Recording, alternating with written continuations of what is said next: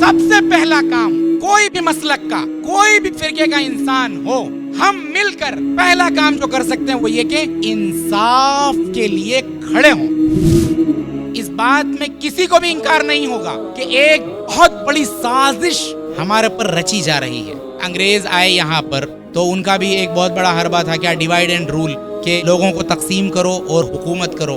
आज हम पर भी ये साजिश मुसल्लत है।